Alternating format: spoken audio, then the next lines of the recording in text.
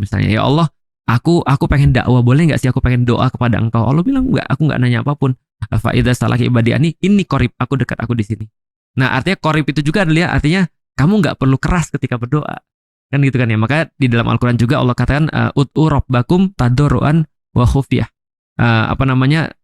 Coba doalah sama Tuhanmu dengan dengan rendah hati dan juga rendah suara. Jadi maksudnya adalah ya kamu nggak perlu, karena aku dekat kan gitu kan ya.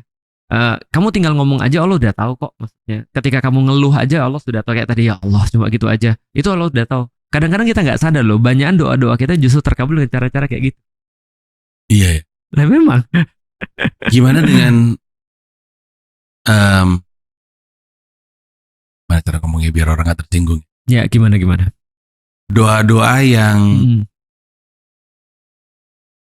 dihafal doang. Bukan, saya nyebutnya performatif. Tadi kan kita ngomongin sebenarnya kan lu nggak butuh keras-keras doanya. Oh, pelan-pelan aja. Gue tahu. Lu nggak usah nanya juga. Gue tahu sebenarnya apa yang di dalam benak lu. Betul. Tapi kan ada juga kan doa-doa yang dilakukan performatif, secara bersamaan, secara keras-keras. Iya. Apakah ini tuh lebih kepada cara kita untuk menunjukkan kebersatuan kita, karena kita pernah bahas itu juga. Iya.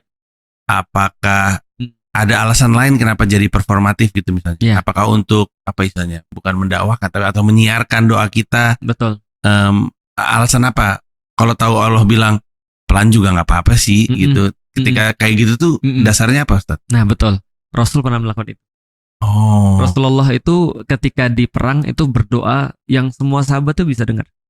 Dan semua sahabat akhirnya mengaminkan doa itu. Jadi ada bisa beberapa tujuan. Yang pertama adalah tujuan mengajar. Karena contoh misalnya kayak gini ya, kita tahu dari mana sih ucapan-ucapan dalam sholat. Itu misalnya Allahumma sholli ala sayyidina Muhammad wa ala sayyidina Muhammad, atau Allahumma sholli ala Muhammad wa ala Muhammad kama shollaita ala Ibrahim wa ala ali Ibrahim. Tahu dari mana sih kita semua itu? Itu dari Rasulullah. Karena Rasulullah ketika doa itu bisikannya itu bisa didengar.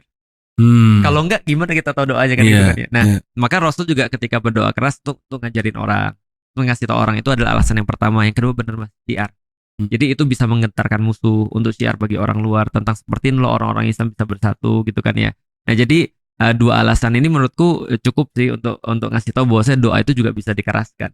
Walaupun tadi balik lagi, kalau berjamaah ya berarti kalau mau keras boleh asal nggak ganggu yang lain. Tapi kalau misalnya kayak ketika kita beritikaf misalnya, ya udah berarti kita doanya nggak perlu keras kalau untuk cuma kita doang gitu kan. Kecuali kalau kita doakan tuh orang bareng-bareng supaya diamini bareng-bareng. Satu lagi soal doa, Ustadz.